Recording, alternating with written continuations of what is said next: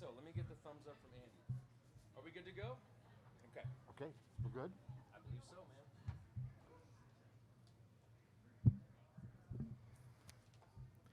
man. And live from the Gray Eagle in Asheville, the Pearl of Carolina, it's the Travis Book Happy Hour with special guest Anders Beck of Greensky Bluegrass and the Happy Hour House Band featuring Jon Stickley.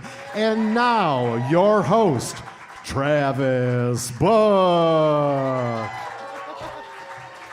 Thanks, Bill, and thanks, everyone, for joining us here for the Happy Hour tonight. Thanks, everybody, tuning in out there. And we have a nice, modest in-studio audience here, which is, I feel like, is a step in the right direction. So thank you all for being here. We're going to cover a lot of ground tonight. I've got a great guest. I know you already know. His name is Anders Beck, and we go way back. We've known each other almost 20 years. And I also have the String Dusters have got some shows coming up, and so I've got the promoter of that show in the house to hopefully... I know a lot of us are wondering about sort of the new space pods, that sort of thing, as these tickets go on sale. So I got Bob Robertson in the house to help iron some of that out. But first, I'm going to play you a song, because it's what I do.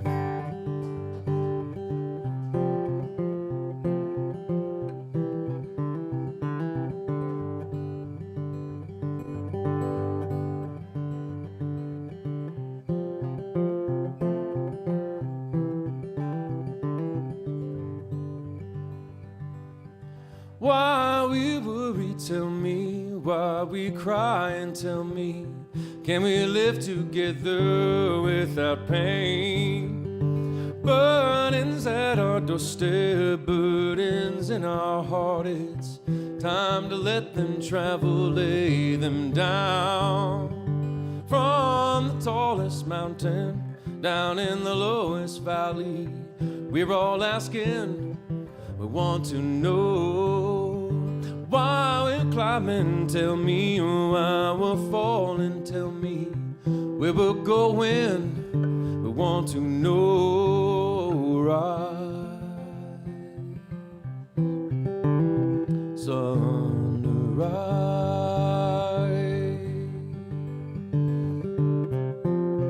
rise, sun. Rise, sunrise.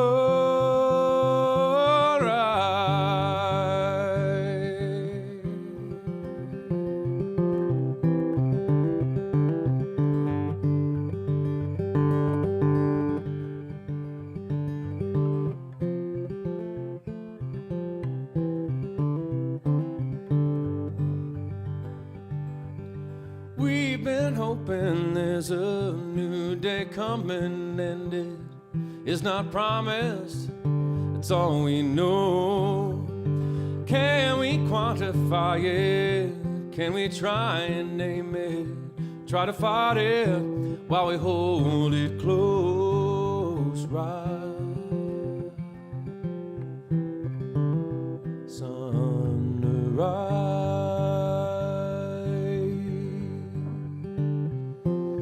rise, sun. Rise,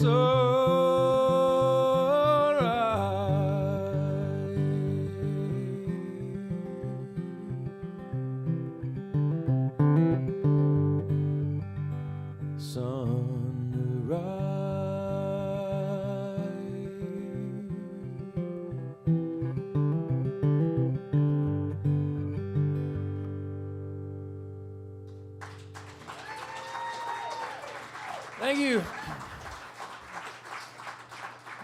It's a song of hope. Hey, will you please make welcome a brave promoter, an old dear friend of mine in the String Dusters, Mr. Bob Robertson. Yeah, buddy. That's your mic. Let's pull that up here. Yeah, man. Hey, Bob, how you doing? Doing great. Take my mask off, because that's very important these days, everyone. But doing great. Glad to be here and excited to be here with you. Talk about all this wonderful stuff. Yeah, man. So the String Dusters we've got a show announced. And what's the name? Van Hoy Farms. Van Hoy Farms Revival Music Series. You guys are kicking it off, so we're super excited. And there's a lot of history there. Absolutely. It's been the Old Time Fillers Convention, if anyone remembers way back, but that was from 1924 to the late 70s and ended up with hundreds of thousands of people. David Grisman's band won it back in the 40s, and Sam Bush's band won it, so amazing times there. Very cool. And tickets are on sale, but you just announced camping. Just announced camping today. We've been working hard with the North Carolina Department of Health and Human Services to make sure we're doing what we can. So we were allowed to do some socially distanced camping on site, which will be great. Yeah. So yes, all the information you can find, from our website and yours as well. Yeah, I know a lot of people have some questions about well, there's a lot of questions about everything, right? And in some sense, you just kind of have to show up and hope for the best, and then if it gets weird, you plan on leaving. But that's not going to happen here. And because that's like the experience we have every even here. Festival in America. Yeah, exactly, exactly. I mean, the COVID era is just like normal times, where like if you get a bad vibe, you leave. Right. But I thought it was funny. I was thinking about this. I'm like, okay, so we're doing these. Essentially, you're sort of like you create little areas, little pods, where groups of people can be. And Absolutely. you buy a pod, 4 or 5 people, up to 8? 4 people right now. Pods are 8 by 10 foot.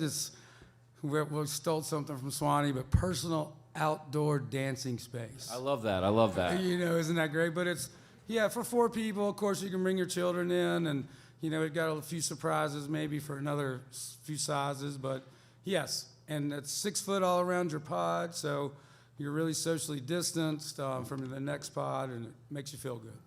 That's awesome, man. I'm excited to see promoters like you trying to find solutions and move forward. I think in the industry there's some people who are just kind of waiting and seeing, and then there are the rest of us who are continuing to try to make things up and do the best we can. Have you gotten any pushback? No. I know, it's surprising, right? I've had people be like, are people not psyched about you doing shows? And I was like, no, actually people are really psyched. And if people aren't into it, they just kind of stay away. Well, and I think working with you and your band, folks know that you care. So I think hopefully they know we care, and they know that we're going to put out a safe event that you can come be part of and enjoy and not worry about those things. That's awesome. One more thing before I let you go. It dawned on me the other day. I thought this was great. When we started doing the Festi, I would work for you on side ops, and you would work me hard. You were brutal, man. You were legit site ops director. One thing that was so funny though, and we got a lot of we got like a lot of flack for early on, was that the Nelson County Department of Health demanded. Now this is 10 years ago. They demanded that we section off the campground. Some of you who are listening, some of you hardcore String Duster Festi fans will remember you showed up and there was like, and we're not talking about like a field for like a few hundred people. We're talking about an entire campground for a festival, segmented out. So this man, Bob, he was doing social distance pods well before the coronavirus. This man is experienced. Yes, the Dusters have taught me a lot over the years. But yes, thank you, Travis, for having us. We look forward to you all coming out. It's going to be a wonderful time. We've got the String Dusters, Traveling McCurrys, Sierra Hull, and Justin Moses. Amazing lineup and great history and lots of fun, and come camp. So we're psyched, man, I know that I speak for myself and a lot of fans and a lot of musicians when I say that we're really grateful for you and for promoters like you. The promoter role, for those of you who don't know, is the riskiest and most dangerous role in the entire music industry. And so for people like Bob to be sticking their necks out and saying, even though these are not ideal circumstances, even though there is some risk involved, we're gonna see what we can do. We're gonna do our best to bring people together. Music's essential. We've got left out a little bit of the essential worker. Yes. Music is essential, so we're bringing it back. That's Love the truth. To all. Take care. Bob Robertson, everyone. Thanks so much, Bob. We'll see you at Van Hoy Farms.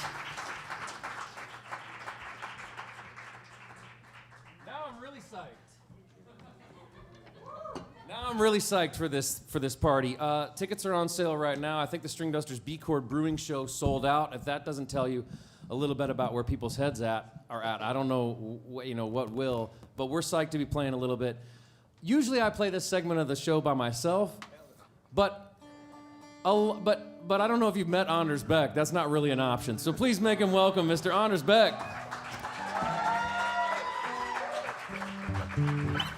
Don't pretend you didn't ask me, man. Come on. Which one's first? Yeah, you know, Anders and I, we've been in bands together forever. We're doing I got you. Oh, we got some other Durangatangs around here, huh? Yeah, let's do that. Anders and I had a gig for a winter where we played as a duo. And so I thought I would kind of take it back to those days. And we'll play a couple tunes. This first one is a Hartford tune. Can't lose with Hartford. Ready? 1, 2, 3.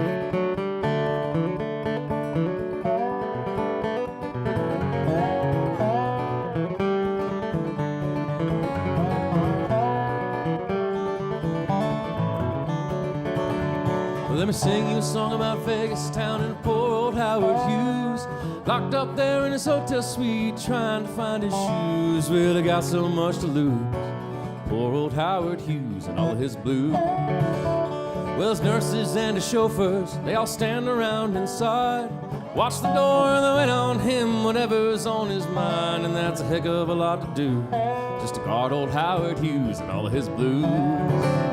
And if you didn't have a nickel, didn't have a dime, you could do it every damn well please and do it most all the time. But success is just a mess, overdues.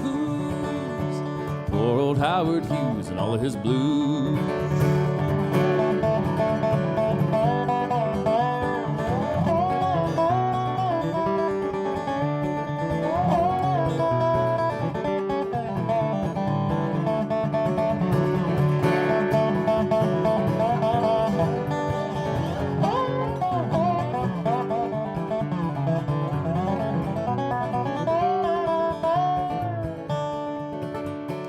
Always in the paper, always on the news, but no one knows who's using who or even what's the truth. Yeah, who is getting screwed? It's them, you know who, and all of his blues.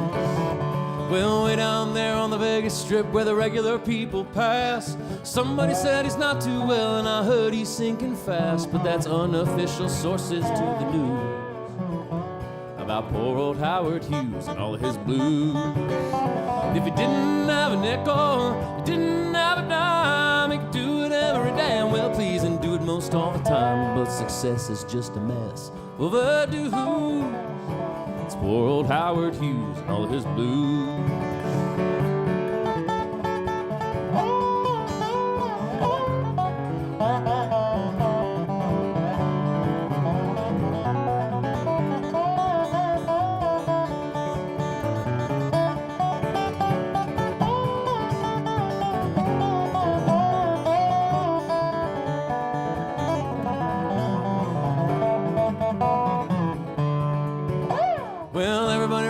Books about him, some of them are awful long. Didn't really have all that much time, so I thought I'd just write this song. Gotta get me in a few licks too, about poor old Howard Hughes and all his blues. And if it wasn't for his money, you know that he'd be free and he could walk around all over town just like you and me. But success is just a mess, overdue.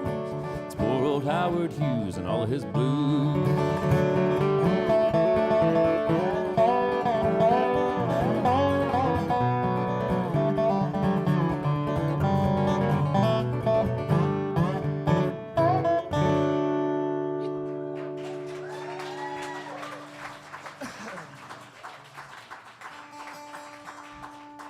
Howard Hughes. I was going to talk a little bit about something, but I kind of feel like, that song is so interesting. It's sort of timeless. I love that. If it wasn't for his money, he'd be free and he could walk around all over town just like you and me. But success is just a mess of overdues. And I often think about that, about how sympathetic I am for people who have become famous. And I think as a culture, we generally are not very, look at Britney Spears, poor gal.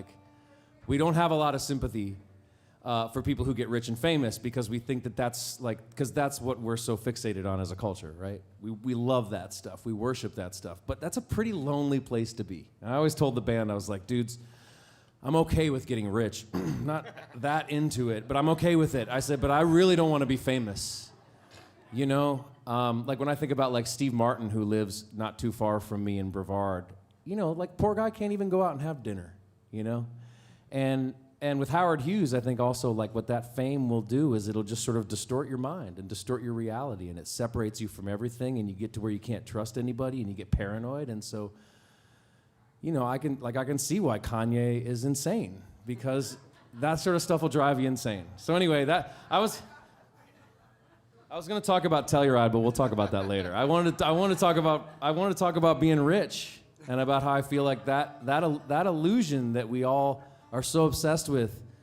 I think we could all stand back from that a little bit. That said, if you'd like to contribute to tonight's show, you can donate via Venmo at Travis Book and PayPal.me/TravisBook1. We don't do it for the money, but we do have mortgages to pay, so any contributions would be gratefully accepted. Yeah, but not so much that we get weird. Yeah, like donate a little bit, but not like so much. Like a good. You want to keep us to where like we need gigs. Yeah. Right? Just like a bunch of zeros, but not like a bunch of zeros on the donation. Right, yeah. Play one of your tunes. We'll play a tune I made up. I think that this is on the String Dusters record, but I have a bad memory, and so I'm not positive. You'll have to find out when it comes out. Ready? 1, 2, 3.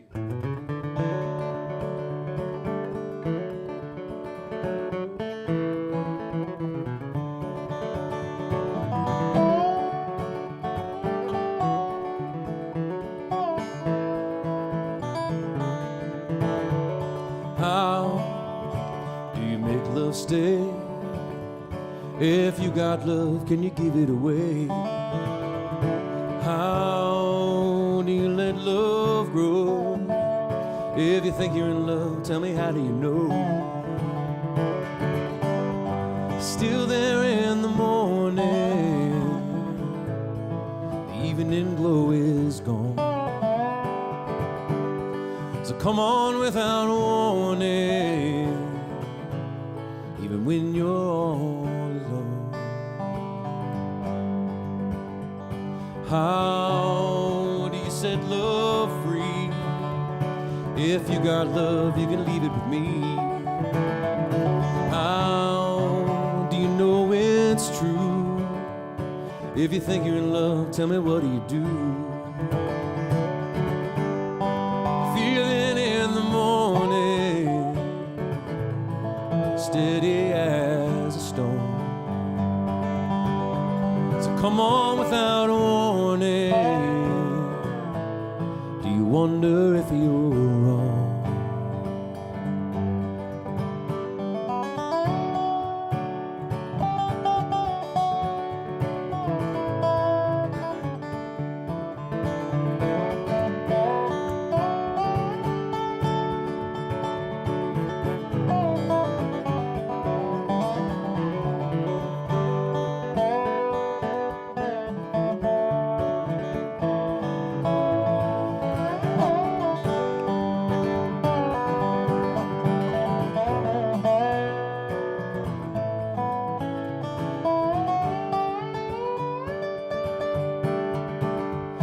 How do you let love be? If you got love, you can leave it with me. How do you let love go? If you think you're in love, tell me, where would it go? 'Cause it'll be here in the morning, when the night goes on too long. So come on without warning, even when you're all alone.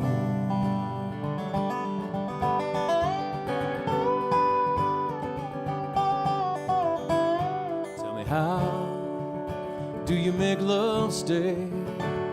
If you got love, can you give it away? How do you let love go? If you think you're in love, tell me, how do you know? If you think you're in love, tell me, how do you know? Yeah, if you think you're in love.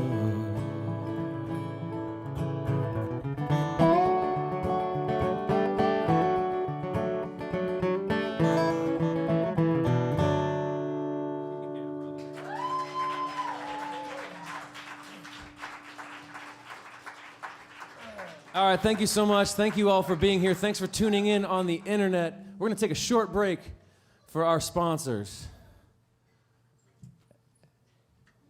And Bill, the voice. The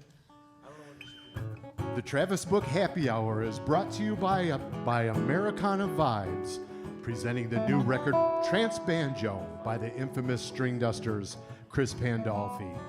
Trance Banjo delivers a unique combination of modern, melodic banjo compositions along with lush, symphonic vinyl samples, beats, futuristic software instruments, strings, analog synths, and more. Look for Trance Banjo out now on Americana Vibes, wherever your music is found. Happy Hour shirts and hats sporting the Happy Hour logo and motto, "It's okay to be happy." Available now at thetravisbookhappyhour.com. If you're enjoying the Happy Hour, tip the band and crew via PayPal at paypal.me/TravisBook1 or Venmo at TravisBook. View this and every Happy Hour episode anytime at thetravisbookhappyhour.com. And once again, your host, Travis Book. Thanks, Bill. And thank you, Anders. Anders, let's interview, eh? Oh, yeah. Now? Yeah, do you want to stand or do you want to sit in a stool? That's up to you, man. Your show. Want to sit? We should sit. That'd be really... Yeah, I think we'll sit. Talk amongst yourselves. Let's sit, shall we? Yeah, let's sit. Let's shall we? I don't need this or this or this or any of this stuff. I don't need this. I got this. All right, let's do this. Oh, hey. Whoops. I didn't do it. We're new here. Might have done it. Where are my notes? Notes. I have really important questions. Notes, to it's ask. me, man. Okay. All right. Hey. Hey, once again, thanks everyone for tuning in. I know some of you are tuning in from the Greensky camp. You're getting ready for your regular Wednesday night live stream that starts at 9 Eastern. Yeah. But if you arrived early, you see that you get a special treat. An interview with Anders Beck. Yeah. Hi. So for those of you who don't know, Anders plays dobro in a band called Greensky Bluegrass. And yes, of course, a fantastic ensemble. But before you became a member of Greensky and before I became an infamous string duster, we were salty dogs. Do you remember those days? Yeah, man. You sent me a picture of a recording of our band at KSU Studios in Ignacio from August 9th of 2002, which tells me that we probably started playing together and hanging out about 6 months before that. Yeah. On the drive up here today, we could not remember when we first met. Yeah, I was like, hey, do you remember when we first met? And Travis was like, no. And I was like, well, me neither. And it was like this sort of, we were sort of talking about the idea of this, of him interviewing me, like, and how deep this relationship goes. And it's like, we don't remember where it started, and that's not because we're complete idiots and have forgotten a lot of stuff. It's just been that long, I think. Really, I don't know. Yeah, there was a time before we knew each other, but then very soon after, like as soon as we knew each other, then we basically hung out all the time. Yeah. Because we were sort of fixated on several of the same goals. Yes. Which were, we were mostly into playing music, getting high, and going skiing. Yeah. And that Bros for life. That meant that kept us pretty busy for a few years. Yeah. So then the following winter, I'm going to try to draw the line here real quick. The following winter, Andy Thorne and friends walked into Candy Music Woodworks, where you were working. Yeah. And by the summer of 2003, we were the Broke Mountain Bluegrass Band. Yeah. Yeah. We were. Yeah. Just like that. And it wasn't much long. Very soon after that, we were no longer the Broke Mountain Bluegrass Band. Yeah. That band really, it started, and then it had one really great summer with the main lineup, and then it disbanded. Two. Yeah, well, you get two. Well, yeah, we had a second year with Chad Love on banjo. No, because we won. Well, anyway, sure. We won with Rick Hockman on guitar without know, yeah, Stickley, I know. and then we had a year that was sort of the essential lineup. Okay, and got then it. we played, and then Andy Thorne went to join Larry Keel, which made sense at the time to him. We were pretty upset about it. Yeah. And then Travis went to join the Dusters, which, well, that's eventually that happened, yeah. Yeah, you were pretty upset about that. We were playing every Monday night at the Strader Hotel. You asked me, like, is it okay if I go do this? You said, can I go join the String Dusters? And I said, yes, Travis, you may. And I, blessed him to carry on. It's true. This is true, folks. I remembered we were driving down Main Street to go to our regular gig. I picked you up at your house on Monday because your car wasn't running at the time. I think you'd like thrown a rod in your Pathfinder Yes. on our way to a 4th of July gig in Silverton. Do you remember that? Yeah, And then sure you do. limped that thing all the way back over Moelis with a thrown rod. It was amazing. But amazing is one word for it. So I was picking. Every Monday I'd go up to like 23rd Street, pick up Honors, and then we drive right down Main to go to Strader. And I remember one of these times I was thinking this is going to be a hard conversation. I got to tell Honors that I got offered this gig and I'm probably going to move to Nashville. And Honors was like, yeah, man, you should probably. I remember being like, You should probably go do that. I'm like, those guys want you? and this is not, like, I understood, and it made perfect sense, but still it was like a. Not really. It was a compliment, but it was like, wow, man, I was right. You're badass, man. Like, it was, Well, that was one thing that we had in common. We very early on, we sort of bought into the delusion that we had a place in the music industry. You know what I mean? Like, before we really did have any right to think that we belonged on any stage anywhere, we were already kind of like, we're going to do this. yeah. Well, and Andy and Stickley really helped with that because they were really good. Well, they legitimized us. Yeah. And then, like, we kind of belonged on stage all of a sudden, and, like, Yeah. we had to really fake it pretty well because Stickley and Andy came from North Carolina and taught us how to play music like North Carolina people do. You know, like bluegrass, like North Carolina style, which is not bluegrass like Colorado style. And we learned quickly, because if not, we were going to lose these two guys, and we wouldn't be allowed on stage anymore.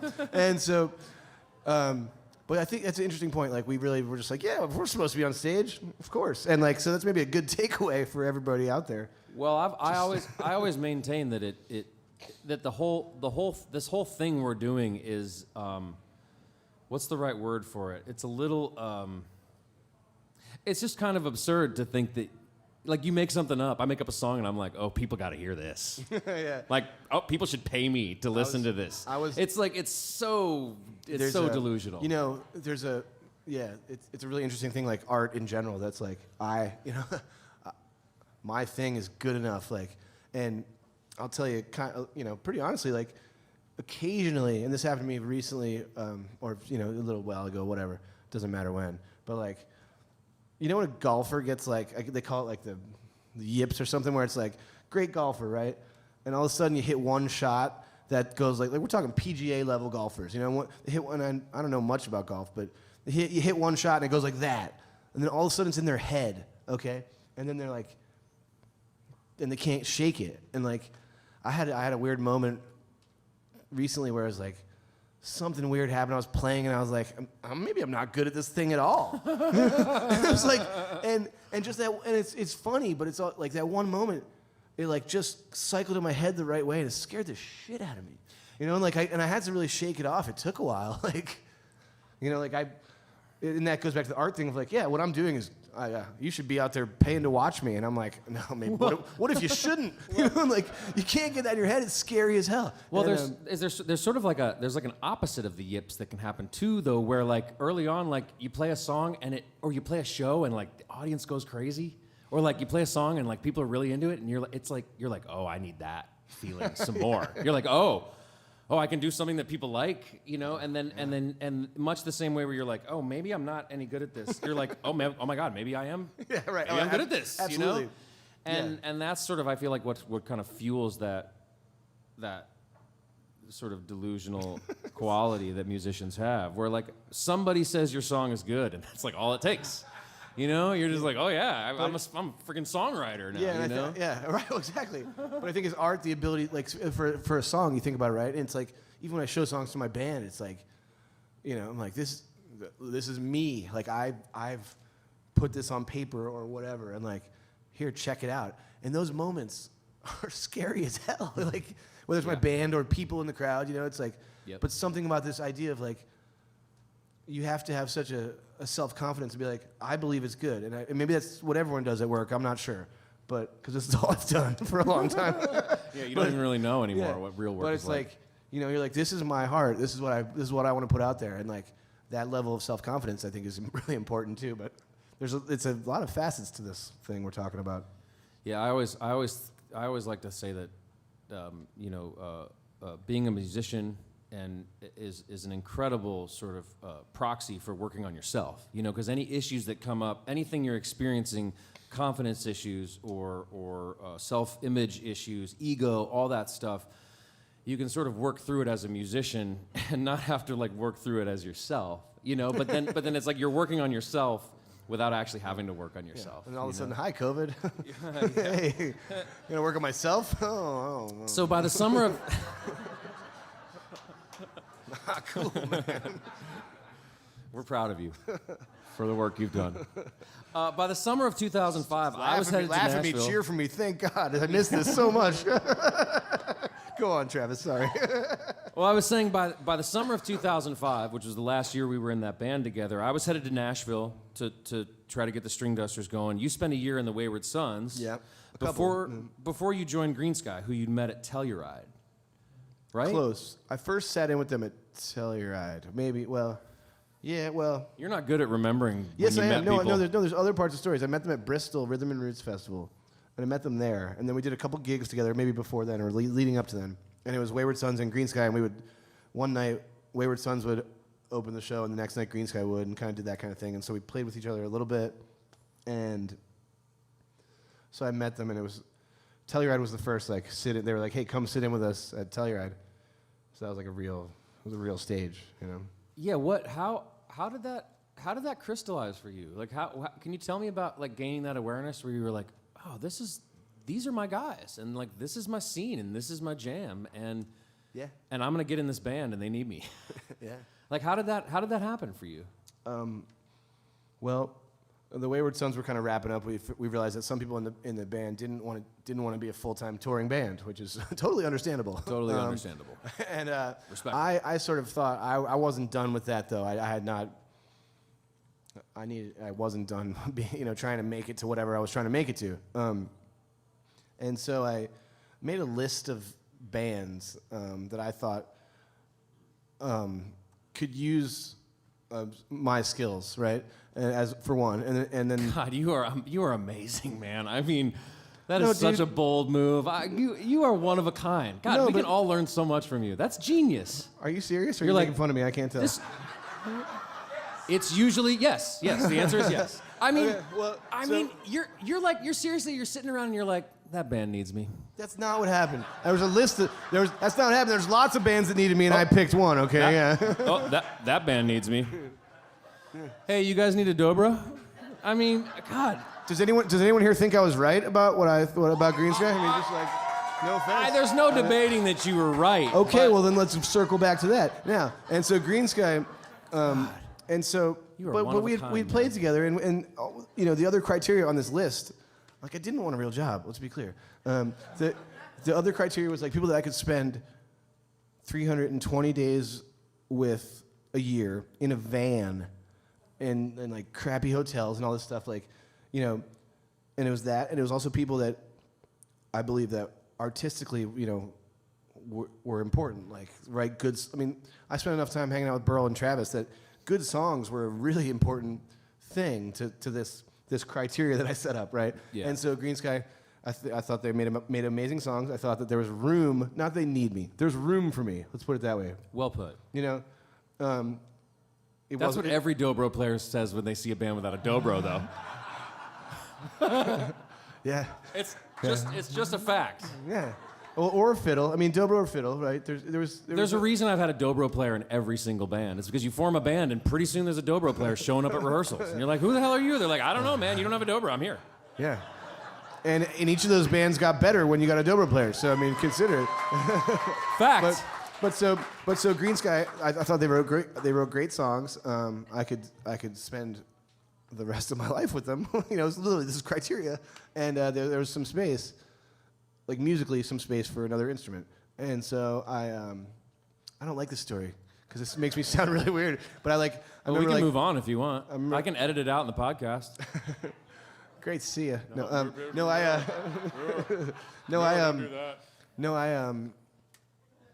I sent him an email and was like, hey guys, we should try this thing like where I play some shows with you and like see how it goes. And then we did a tour, like a couple weeks of tour, and I joined the band. It was like a trial period. I learned all the songs, and it was fun and awesome and sounded good, and it was great. And then within a couple of months, I'm in the band. It was like You're Michigan. Yeah, and I'm in Michigan and in the band, and like it was like we hereby invite you to join our band. Like, do you accept? It was like it was really like that. That's awesome. Yeah. It's like you've been knighted, a member of Greensky Bluegrass. Yeah. Your life will never be the same. That's You basically. will play dobro in front of more people than any other dobro player in the world. It's kind of. How could you even know? I was knighted. When did you first get captured by this sort of like pseudo bluegrass scene, and also by the dobro? Is it okay I use that term? The same time, Pseudo-bluegrass? you were standing right next to me when it happened. Remember? We were in Durango, and we were like, "Hey, that's pretty cool."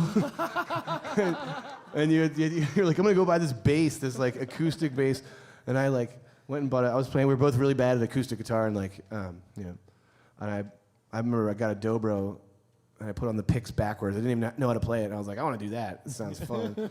Yeah. And so, yeah, and we were listening to Yonder and like, all that. I mean, that's not a fair question. You were right there. Oh, yeah, they weren't. Okay, I forgot about y'all. Sorry. Exactly. Okay. See, So that's how interviewing works. I already know all the answers to these questions, man, but they don't. Yeah, well. So let's share with them. Okay. Well, Was it Jerry Douglas? Dobro? It was a Dobro workshop with at Telluride Bluegrass Festival with Jerry, Sally Van Meter, Rob Ikes, Mike Aldridge, all the cats, right? Epic. And I was walking down the street, and I was trying to learn bluegrass guitar, like flat picking guitar, the stuff Stickley does. That's really good. And I was trying to learn that, and it was really hard. And we were getting into bluegrass, all of us together.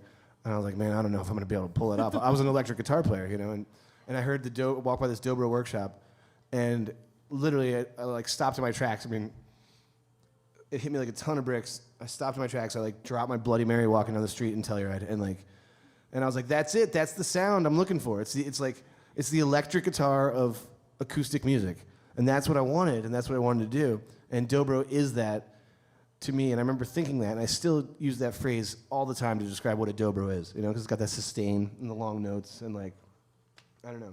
That's when I found it, and the next day I went back to Canyon Music, bought a dobro, eventually started working there. Right, you were all in. I mean, it's like a tale as old as time. Like you kind of, it's like what happened to me. I sort of got a whiff of this whole scene, and I sort of like to think of it as like the Telluride scene, because the greatest musicians in this scene play there. It's sort of the nexus for the scene, and like once you get a load of that, you're at least speaking for myself, like I was done. I saw that and I was like, I want in on this, even if I'm just sneaking into the festival to party. Like I gotta, I have to be here. And once I realized that there might be a possibility for me to actually like be part of it, playing music, I was done. I mean, there was going to be nothing else in my life at that point. I mean, bluegrass is such a musician's music, and I think that's what drew us both to it, because you can play it, it's acoustic instruments, so you can play it on your porch, like we did as 20-year-olds or whatever, and without a venue. Yeah, and then so you can do that, but also, there's a certain once you start learning about music and learning how to play music, you see bluegrass players doing what they do, and you're like, man, they're good. You know what I'm saying? Mm-hmm. Compared to whatever rock band. I mean, everyone's good. I don't, not to draw lines, but you see someone like Stickley or whatever, and you're like, what in the? I guess he's not over there right now, is he? No, but his notes are still echoing. I mean, you can always hear it. And you're like, man, that's. It's like jazz. It's like redneck jazz, man. And I'm in. Yeah. Why do you beyond the obvious answer that like it's just fun or because I don't know what else to do? Right. Why do you do it?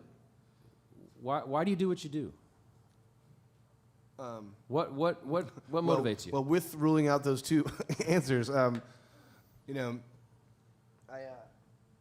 excuse me, getting all choked up here. I think I really find a lot of joy in entertaining people. As the youngest of 3 boys in my family, I was always like, look at me, you know, like everyone was just over, you know, everyone had stuff to do, and I had to like maybe vie for attention a little bit, and so I think there's a big part of entertaining in it for me, like being on stage, but honestly, once you got past all the stuff, when it got to a certain point where I belonged on stage, you know, I worked really hard to get good at this music, right? But then at a certain point, being on stage, you see this kind of spot where you make people really happy, and like you see people in the audience, and you're like, you could play this note or play a solo or do something, and like you can affect people on an emotional level, and that was a really big deal to me. And so, and I think about that a lot, like, because I don't, you know, I certainly don't consider myself to be like the best dobro player in the world, but like I'm myself, you know, like that. I really try and harness that a lot, like be me, and don't worry about the other stuff. Like, you know, I really, in different phases of my life, that's important for me to be like, you know, I'm just trying to do what I do, and like, you know, sometimes I try and knock people over with notes and these weird pedals and stuff, you know, like. Sometimes I make them smile. I try and make them cry sometimes, make them laugh, whatever. But like making people feel is really, really cool. Whatever they feel, just making them feel, you know, like this. Yeah. Do you feel? Is there any pressure or responsibility that comes along with that? Like, do you feel responsible to your audience? Do you feel? I'm not wording this quite right. Do you? Yeah. What is the audience's role in all of that? I'm not sure, man. I think as we've grown this really big fan base, we sort of talk about that a lot. Like, what is our responsibility to that fan base, and beyond just like continuing to make new music, and like I do believe that we're like, I wouldn't call it pressure. It's more like it's an interesting subject. We're both at a loss for words. Yeah, well, like, you know, like it's not a pressure. It's like it's a want to fulfill a desire to rise to the occasion. Yeah. Because people come with an expectation. Yeah, and you know, as a very improvisatory band, you know, it can go any number of ways any night. Because we sort of pride ourselves in, you know, musically, like going up to the cliff as a group on any given night in a show, going up to the cliff, leaning over the cliff, looking over the edge, you know, and seeing what's over there, and like then hopefully getting away. And sometimes we fall over the cliff, you know, like, right, but that's yeah, what you don't want to jump. Improvisation is like this thing that, you know, that you're building something together, and you know, by definition, have no idea where you're going. But like, for me, when it works, it's the most amazing thing in the world. When it doesn't, we've gotten pretty good at kind of like, you know, figure out how to not crash and burn super hard. But like, when it flies, that's also one of the reasons why I do it. To circle back to that, you know, like self-servingly, you know, not for other people. For me, it's like when we have a jam that goes the way like it's supposed to in my head or whatever, and like I play a certain thing, and you know, you don't get to talk to people except for your instruments when you're jamming, right? And so you play something and everyone else grabs onto it, and someone starts going this way, and like you do that thing that you're trying to do, that like improvisational glory, and it works. That's why I do it too, also. Yeah, totally. When you land the airplane, it feels really good. Especially if people know that that's what you're trying to do. Yeah, right. You know. If they didn't even know we were jamming. Yeah, right. What do you think the point is of all of this? This interview? No. All of what? Just Of existence. existence. Yeah. What's the point? For you? I'm not sure. I think that I tend to believe that a big point of it is to like just to be happy, to like feel joy, like, and there's a lot of different ways to do that. But I tend to sort of have this belief that you don't know when it's going to end. Hopefully, it's a really long time from now. But you could walk out there and get hit by a bus. So what did you do? What did you do today? Like you can have this super long goal or whatever, like long-term thing. But I mean, it sounds simple when you say it, but it's like just have fun. You don't know how long you're going to be here, and it sounds a little trite, but fuck it, have fun. Seems like a reasonable goal to me. Yeah, I think we get a little preoccupied with purpose, and I think I saw a meme the other day. It essentially said, maybe it is okay to just spend your whole life checking things out, trying stuff on, and then you die, and that's total. Like maybe that's actually the point. Maybe there doesn't have to be some grand statement. I know some people are really concerned about their legacy, and I'm like, who gives a shit about you're gonna be dead, player. Why do you care?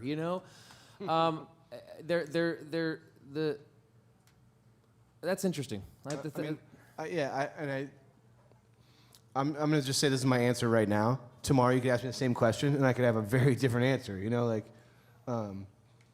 And yeah, it's I just got a couple more questions, okay. and then we'll play music. Are they all about existence or what? No. Oh, cool.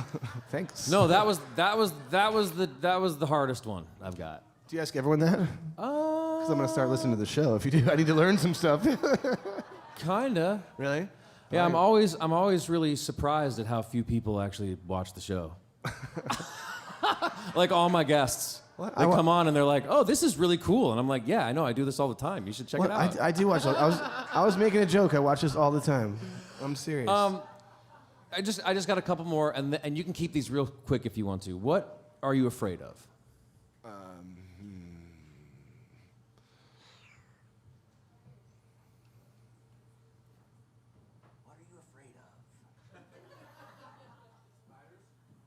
Nah, I mean, sorta, but He's not afraid of spiders. I don't like snakes and spiders. No, I definitely don't.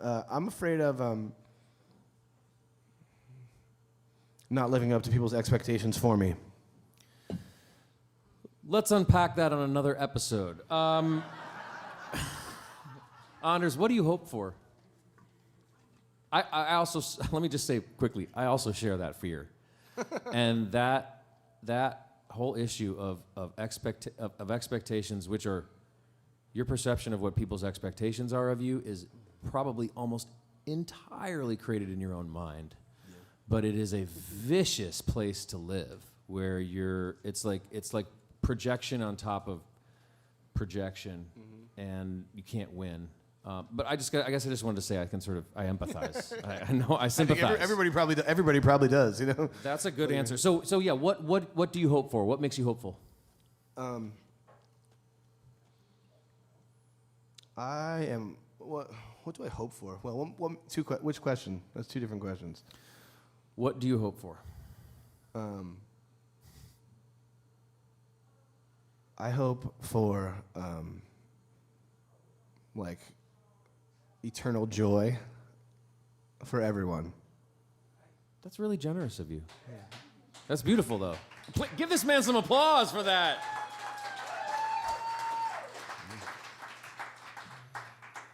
Yeah, I hope that a lot more people can experience joy. Final question, Anders. What makes you happy? Being this close to you, buddy. I'm dead serious. The amount of fun I've had playing music with Travis these last couple of days, like friends that, a lot of us have been going through this thing where you don't get to see a lot of your friends, right? I mean, we all know that feeling, and it's like, genuinely miss human interaction with people that I truly care about. And so at this point, yeah, this makes me really happy. just sitting around your house and bullshitting or whatever. You know, like it's a. Yeah, this last couple days made me really happy too. Yeah, and and so I miss you. I'm glad you live in Nashville now, and I can see you more often. Yeah. Hey everybody, Anders Beck, the one and only. We're gonna get Jon Stickley out here, and we're gonna play some music for you all. Thanks again, everyone who's tuning in on the internet. There's a decent number of you out there, and we hope that you'll stick around. Now that you made it through the interview portion, I'm sure you will. Once again, you know, he's been a guest on this show in his own right. He's been a member of the house band several times. He is one of our oldest friends and one of our bandmates. Give him some specific love just for him. It's Mr. Jon Stickley.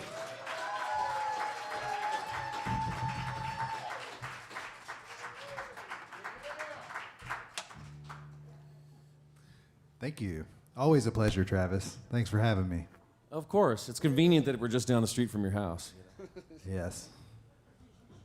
It means I don't have to pay you as much. I'm cool with that. Great. That's why you get hired every time.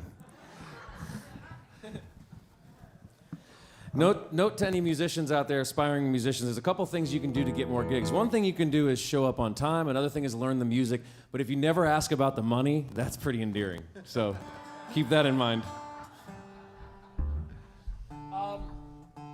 We're gonna stroll down memory lane. We're gonna play some old chestnuts. We were in a band together years ago, and we didn't want to stray too far from that. So we're gonna play some music for you all. Yep. This is the segment of the show that we're gonna feature Anders, though. So please. Oh, we are? What are we playing? Pay attention to Anders. As if you had a choice. Oh, gotcha. Yeah. Do you see where we're at? Yeah. With the set list? Yeah, the papers. Do you need a little hand holding? No, I'm good. I just threw the paper on the ground. Yeah. Sorry, I'm a little razzled after my therapy session, everybody. Jesus Christ.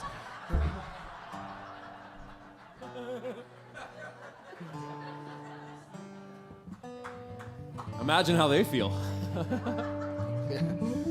think I told my therapist to tune in, so that's pretty good, maybe. Music! Music time.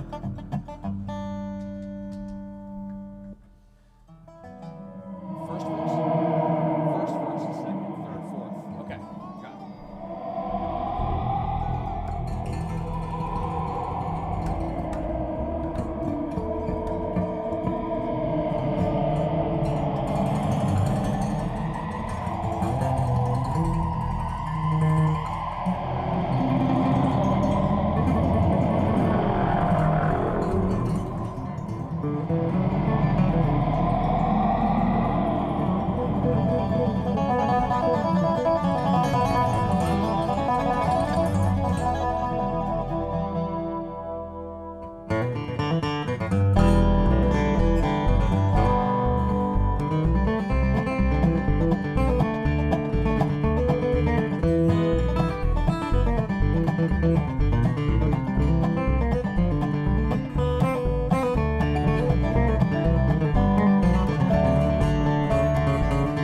I've hit all that I can take, gave all that I can give. Can't stand another day, I don't know if I can live. World's got the best of me, I'm fighting to be free. It's time for me to drive. Yeah, it's time for me to drive.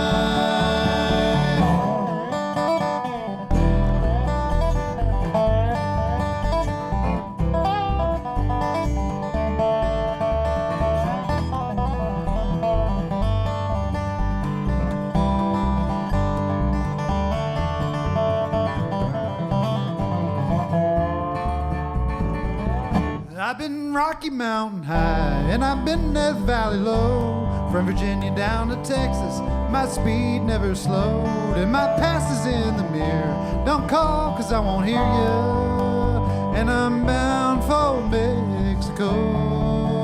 Yes, I'm bound for Mexico.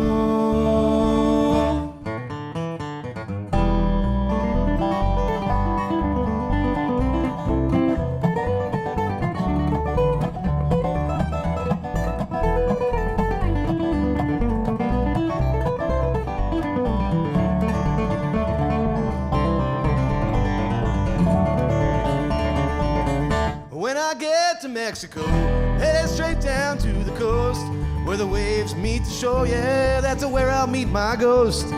Only time will tell, I might wind up in a cell, 'cause I won't go back again. No, I won't go back again.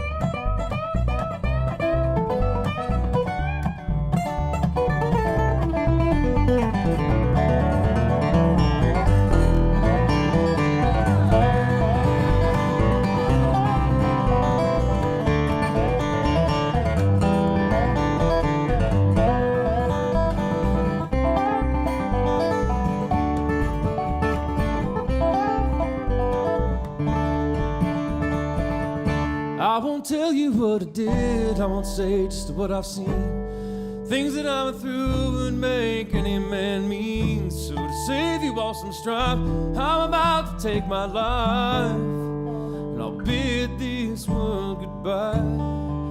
Yeah, I bid this world goodbye.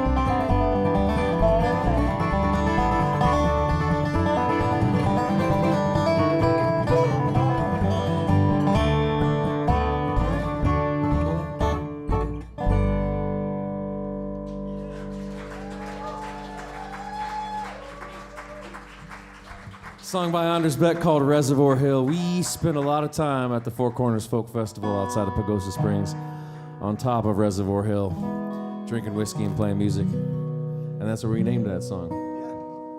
We're not good at naming things. We're like, what should we call it? We're like, I don't know, where are we?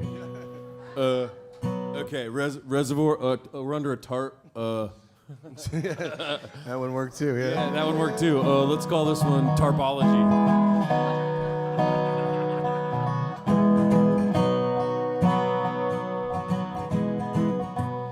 Well, speaking of dumb songs,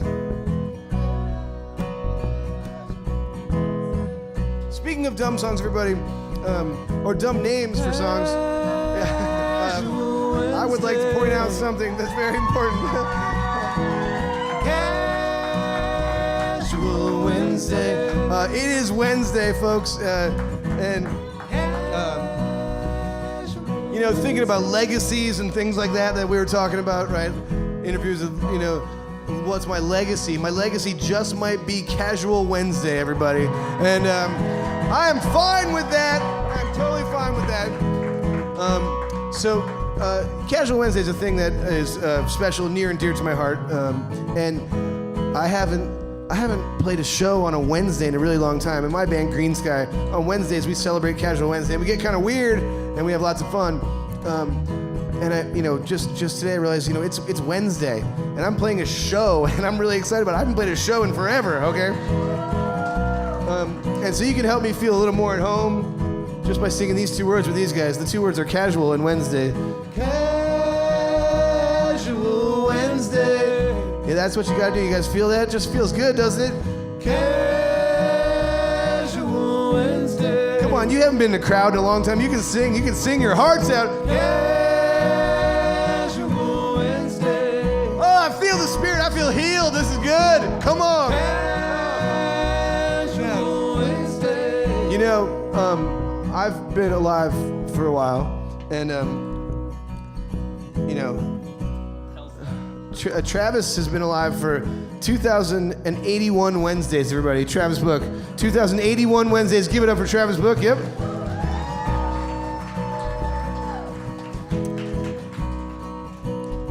And Wednesdays, they happen about once a week, 4 to 5 times a month.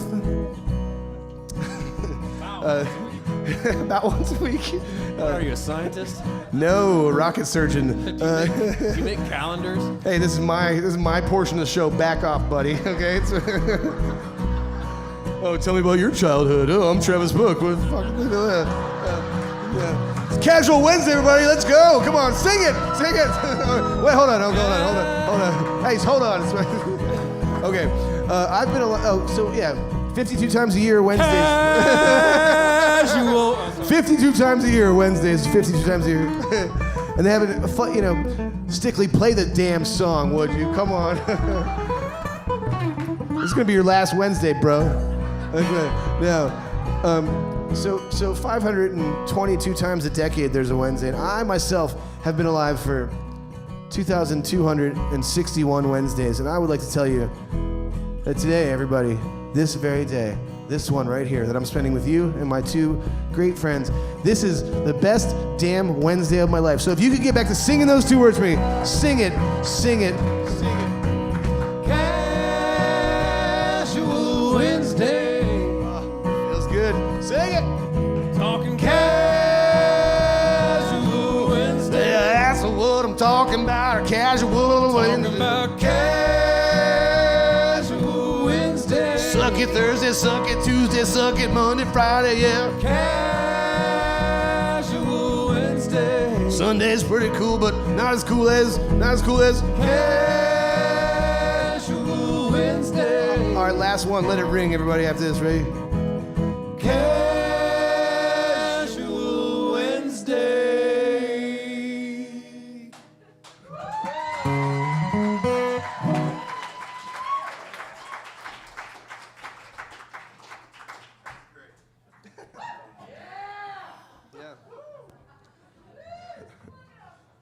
Yeah, that day. Thanks. That felt really good. I needed that, everybody. I needed that. Woo! I'm glad that's over. Just kidding. We can do it again. Oh, we will next Wednesday. You didn't do your headstand. Oh, I could. No, I did that once. Were you at that show? Yeah, I've done some dumb stuff. I was on stage with you. That was amazing. Oh yeah, you were on stage. I did a headstand right there in the middle. Yeah. Yeah, I was zoning out, and then all of a sudden, Anders is doing a headstand right there. Yeah, on the edge of the stage. That was scary. Yeah. Damn. I'm shockingly good at headstands for a guy of this physique. Just so you know. Well, I was going to say, just the fact that you can do a headstand at all is completely shocking to me. Yeah, exactly. No, I mean, me too. I tried it one time and I was like, damn, I'm good at this. And I was just upside down for a while. It was cool. I bet your body was like, what the hell is going on? Yeah, all that blood rushed, all the booze rushed to my head. It was, anyway, yeah. Cool. So this is one of the first songs Anders wrote, and we recorded it on the Broken Mountain Bluegrass Band record, and then we promptly forgot how it went, but we discovered how to sing it yesterday. Yeah, it's good. And I know 90% of the words, so we're going to play it for you now. It's called I See Through Your Smile. Right down to your soul. Let's start. You sing it. It's the same as last night. Ready? Well, I begged and I pleaded for you to take me back, but you led me on like a quarter horse round and around the track. Asked if I'd come over, say you changed your mind, and I'd walk home broken man. Yeah, if you're still on my mind.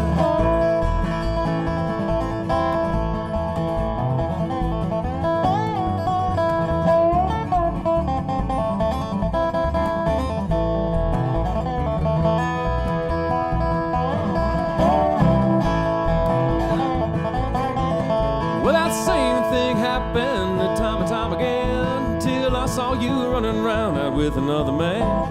Now I got the next train, now I'm back in town. You try to play your games, but I've changed. Yeah, you can't get me down. Now I see through your smile, right down to your soul. And I know there's nothing you love more than to see me fall. But you won't get it, girl, see I'm doing fine. Get on with your life, 'cause you're through. Yeah, you're through in mine.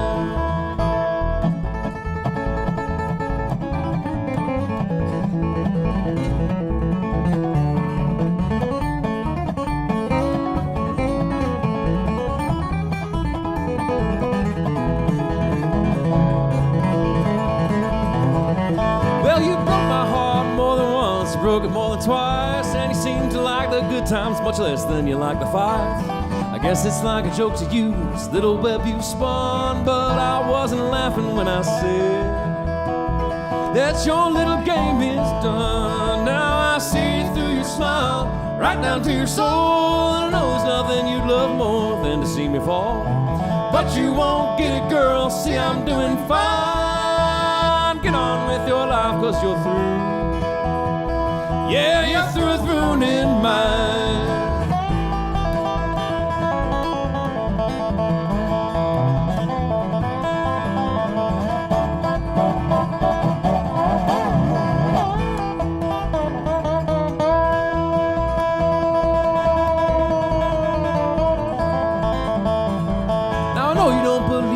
That I broke the spell you cast, but the kind of love that we had is the kind that doesn't last.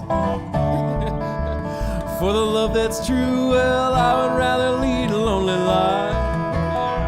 Yeah, than get kicked around by you. Now I see through your smile, right down to your soul. I know there's nothing you love more than to see me fall. But you won't get it, girl, see I'm doing fine. Get on with your life, 'cause you're through. Yeah, you're through in mine.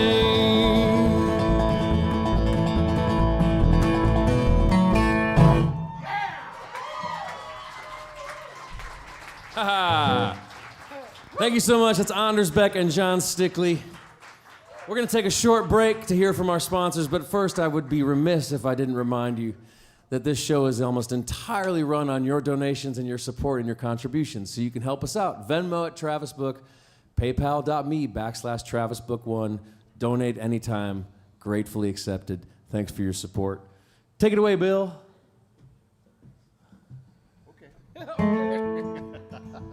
The Travis Book Happy Hour is supported by Thompson Guitars, makers of fine instruments handmade with love in Sisters, Oregon.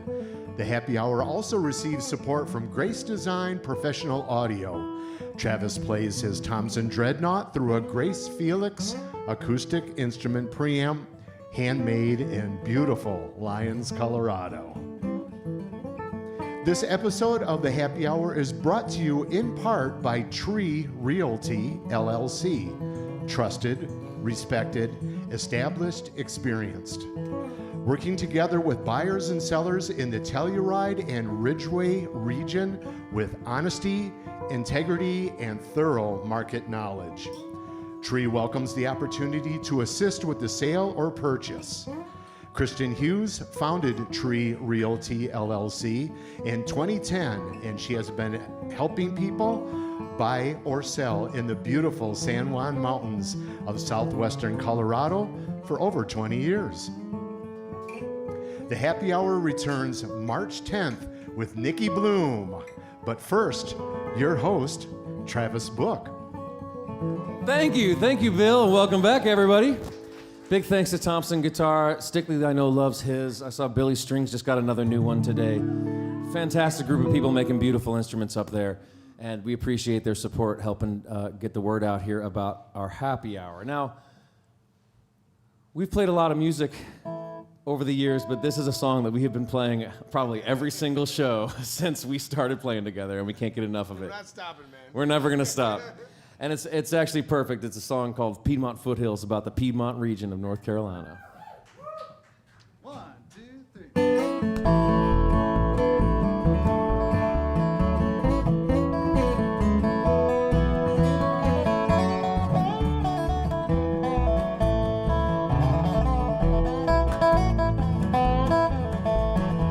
Piedmont foothills, Lord, they're calling. That rolling land that I still long to see. Blue Ridge Mountains forming and falling. Someday, somewhere I want to be. In a car, truck, or van, headed home where I began. Watching through the window, lakes and streams. Yeah, we're rolling by the way. They ain't got no place to go today. It's the mountains and the valleys I call home. Piedmont foothills, Lord, they're calling. That rolling land that I still long to see. Blue Ridge Mountains forming, falling. Someday, somewhere I want to be.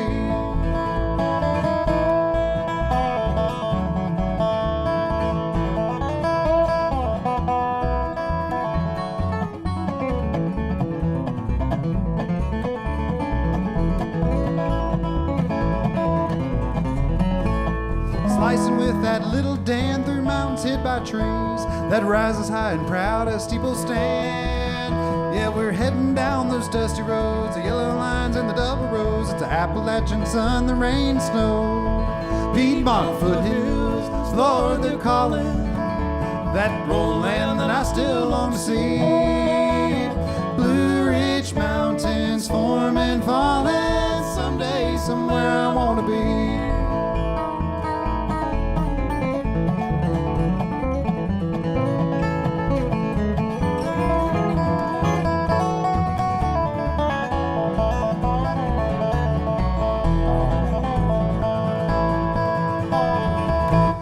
Tobacco fields are passing by, the golden sun in the navy sky. Peach and apple orchards on the hill.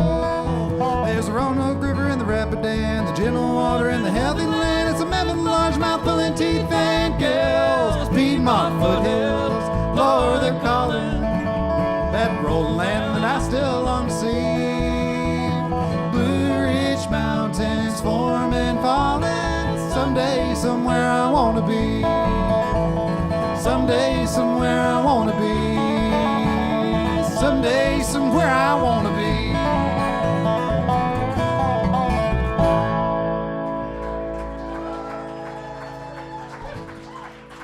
Yes, Stickley.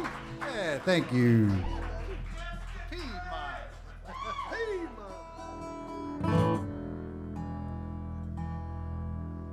When we were putting our band together, We were trying to win this band contest. There was a band contest, the Rocky Grass Band Contest. And we thought it was going to solve all of our problems. Turns out it was only the beginning of our problems. But we were getting together with Burl regularly. He was teaching us stuff, and he made up a song for us. We ended up recording it on our record. Can you? We're talking over here. I know, I heard. We thought we're gonna go win that band contest, and we told Andy Thorne, we're like, dude, if you come out, you can win the banjo contest. You win a free banjo. And he was like, oh man. That's exactly what happened, actually. And Robin Davis even won the mandolin contest. Poor guy hardly even played the mandolin at the time, and he won himself a $9,000 mandolin. It was our week at Rocky Grass. Let me just say that. But this is a tune we recorded on our Broke Mountain Bluegrass band record.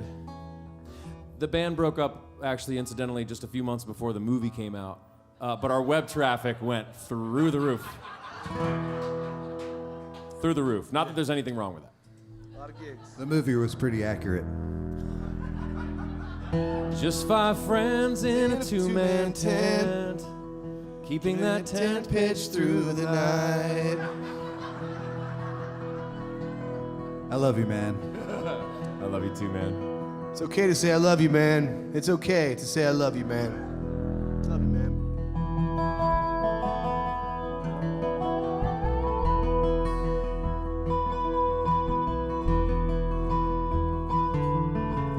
Why cry, you moaning dove? Why cry, you moaning dove? The midnight stars are dressed in black. She says she flew away and she won't fly back. I ain't never heard a song so blue as that lonesome song she left for you. Why cry, you moaning dove? Why cry, you moaning dove? Why cry, you moaning dove? Why cry, you moaning dove? Say goodbye to yesterday. Catch the wind, it's good today. From here on out, it's the lonely skies. I know those tears behind those eyes. Why cry, you moaning dove? Why cry, you moaning dove?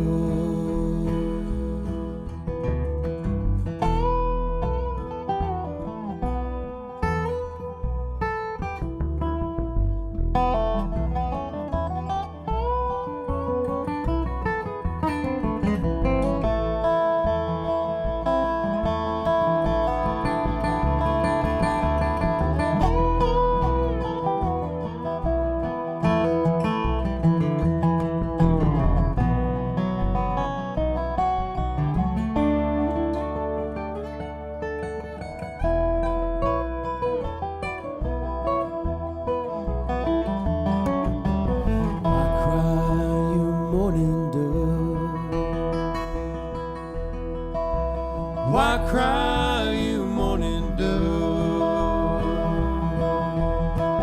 When you get the blues, you gotta play the part.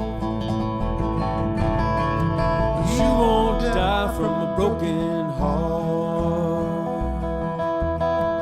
When the sun comes up, the blues be gone. It's a perfect time for moving on. Why cry, you mourning dove? Why cry, you mourning dove?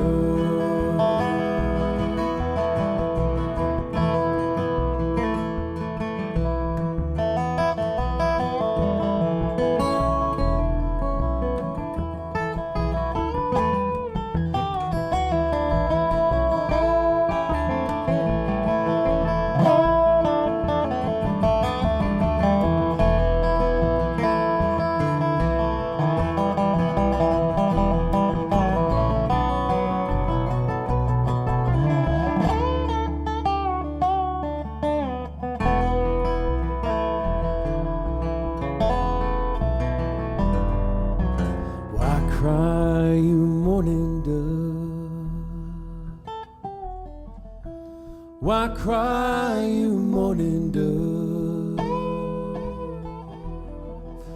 Midnight stars are dressed in black. Says she flew away, she won't fly back. I ain't never heard a song so blue as that lonesome song she left for you. Why cry, you morning dove? Why cry, you morning dove? Why cry, you morning dove? Why cry, you morning dove?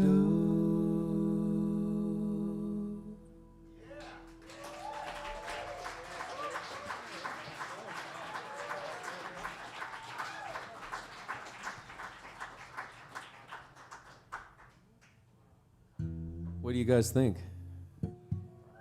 Yeah, what do you guys think? What do you guys think? Once again, you know, huge thanks to the Gray Eagle and their entire staff here. They don't have to do this, but they do, and we really appreciate it. So big thanks. We got a couple more here for you. Another Benny Galloway tune, if you can believe it, but not believe it. Not that song. That's too hard. All right. Wait. Hey, once again, if you're enjoying the festivities tonight, we are donation powered. So Venmo at Travis Book, PayPal.me/TravisBook1. Any little bit helps. We appreciate your ongoing support. I'll be back next week. Just 1 week to wait until with Nikki Bloom, which I'm super psyched about. Nikki Bloom's amazing, an old friend of mine. And then I'll be taking a few weeks off, but then Stickley and I will be back here with Lindsay Pruitt and with Sean Lane. We're doing a tribute to Tony Rice on April 6th. Pretty psyched about that, and I'll be rolling out more episodes as time goes on. As long as the Gray Eagle will let me do it, and as long as people agree to come here and play the show with me, we'll keep doing these. So thanks again for everyone for tuning in.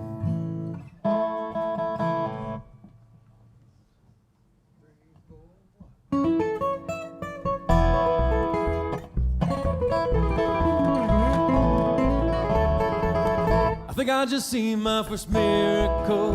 I think I just got blown away. A non-believer's unbelievable. A dream come true, but who's to say? Like an angel sent from up on high. You looked at me right then I knew. You know, a flash of something caught my eye. Hey, I know I thought I'd fall for you.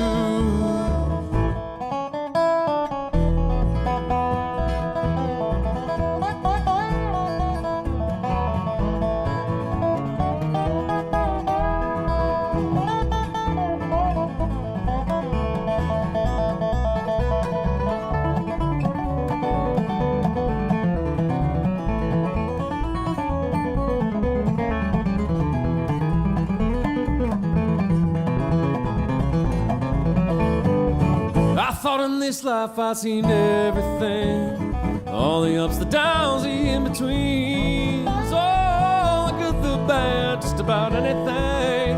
For 40 years in faded jeans, angel sent from up on high. You looked at me right then I knew, not for another month, and a flash of something caught my eye. Hey, I knew how far I'd fall for you.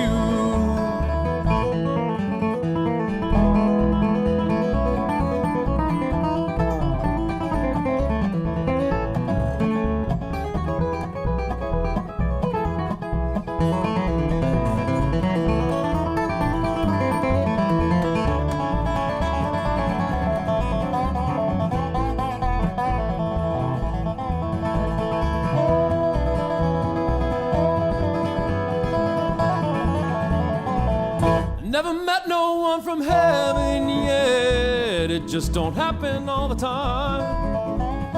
But now that you are and all that's left of me, yeah, it's gonna be real hard to find. like an angel sent from up on high.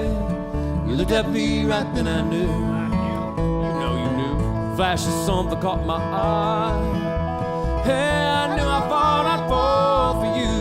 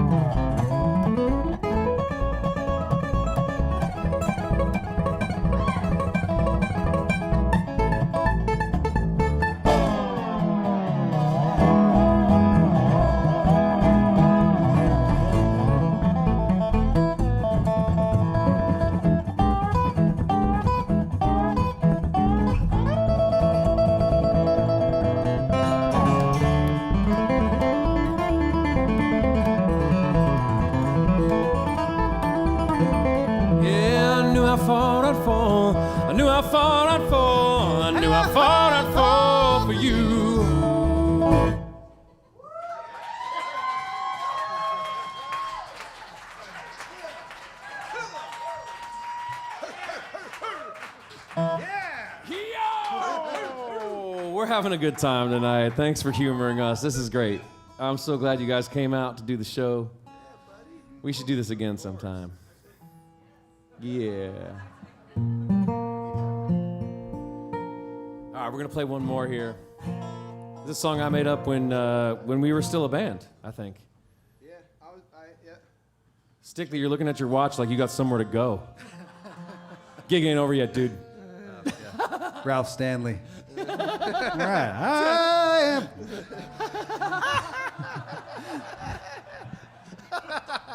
You gotta go home and feed the baby or something? No, I was just actually thinking about there's a very good chance that Andy Thorne could be having a baby right now. Yeah. I was thinking the same thing. I think it just happened in that right at the end of that song. I feel like it. I don't always think about Andy Thorne, but right now I was just thinking. But 90% of the there's time, a very good chance. 90% of the time you do. So, I was sitting, yeah. I think you're right. I don't think about Andy Thorne all the time. Sometimes I sleep.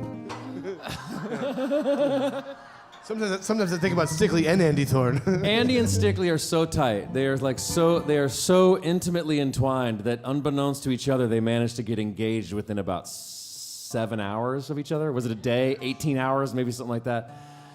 Their babies are a little bit further apart, but they certainly were pregnant at the same time. You guys are freaks, man.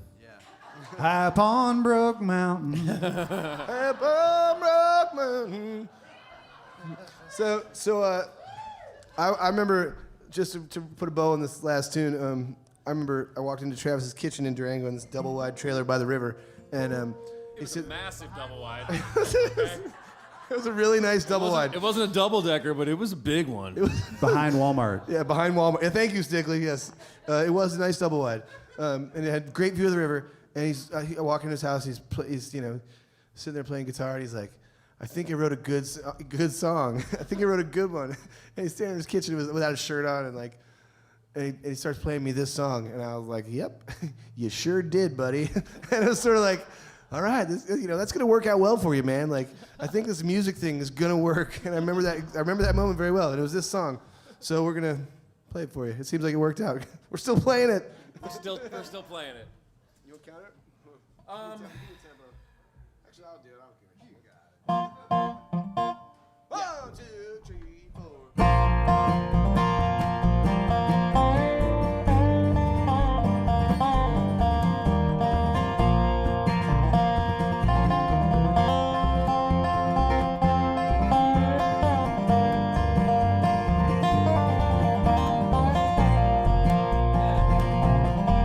Well, I'm standing on the roadside, head held in my hands.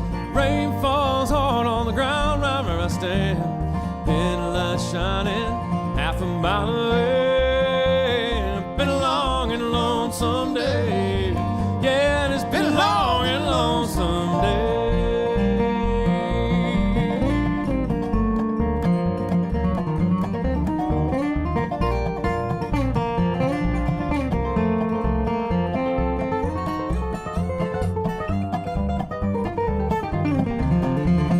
Passing cars on the highway, the dark against the sky. Never going my way, they only pass me by. Tomorrow's such a long time to go from yesterday. I've been a long and lonesome day. Yeah, it's been a long and lonesome day.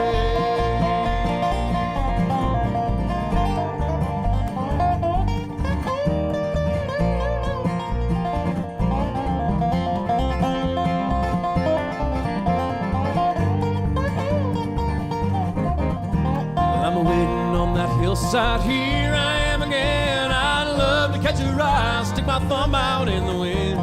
Shouldn't look behind me, it don't ever pay. Been a long and lonesome day. Yeah, it's been a long and lonesome day.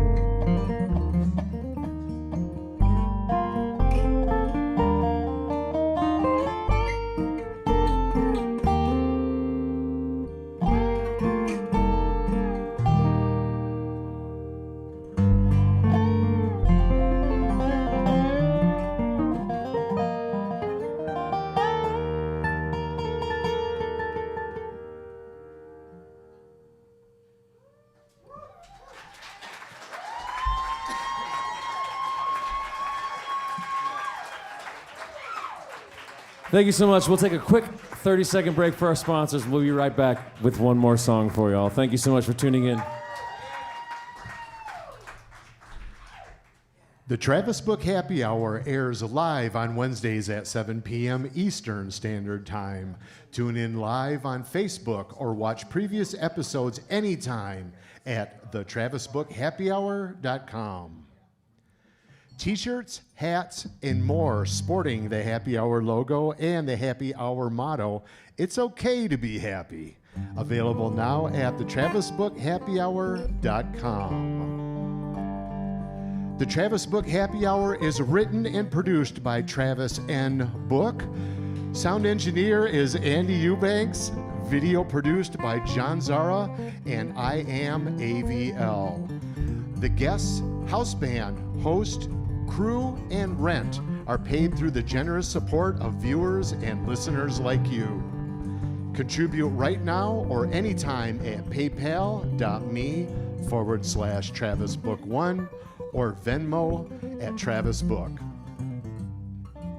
The Happy Hour is grateful for our partners. I Am AVL, The Gray Eagle, Americana Vibes, Preston Thompson Guitars, Upton Bass, Aguilar Amplification, Grace Design, Tree Realty, WNCW, and the infamous String Dusters. Support the businesses that support the Happy Hour. The Happy Hour returns March 10th with Nikki Bloom. And now, back to your host,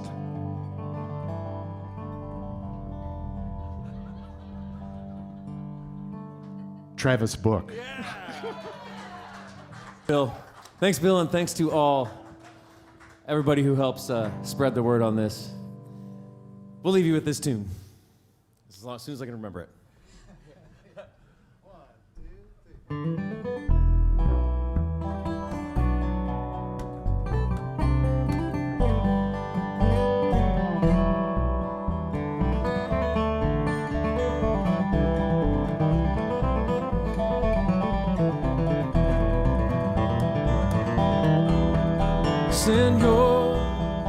Senor, can you tell me where we're headed? Lincoln County Road or Armageddon? Seems like I've been down this way before. Is there any truth in that, senor? Ah, senor, senor, do you know where she is hiding? How long are we gonna be riding? How long must I keep my eyes glued to the door? Will there be any comfort there, senor?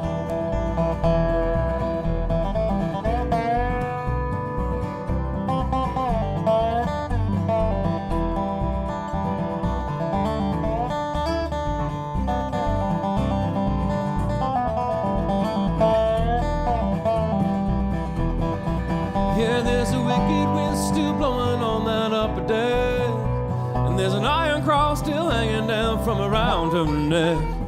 The marching band still plays in that vacant lot where she held me in her arms one time and said, "Forget me not, senor, senor." I can see the paint in the wagon, smell the tail of a dragon.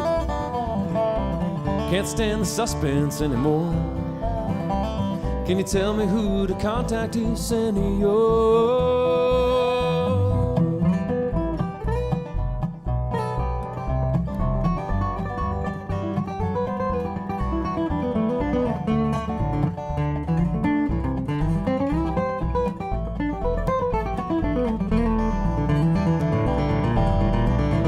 Yeah, the last thing that I remember before I stripped and kneeled was a train load of fools borne down on a magnetic field.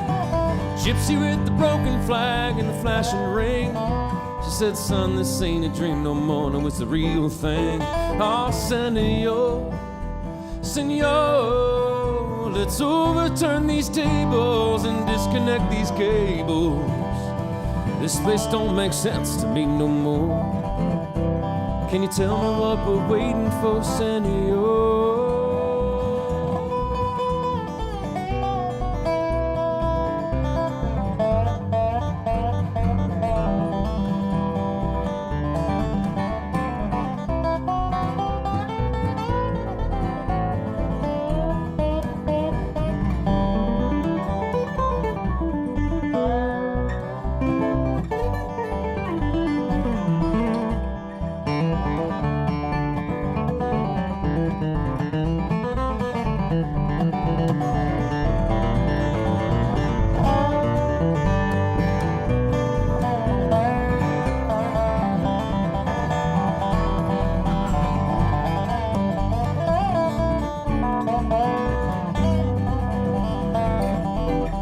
Oh, senor, senor, you know that heart's here hard as leather. Give me a minute, let me get it together.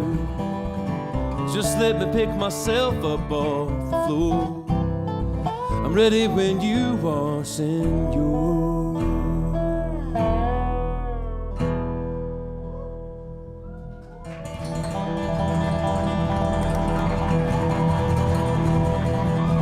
Thank you so much for tuning into the Travis Book Happy Hour this evening. Big hand for Jon Stickley and our special guest, Anders Beck. Good night, be well, and remember, it's okay to be happy. Take it away.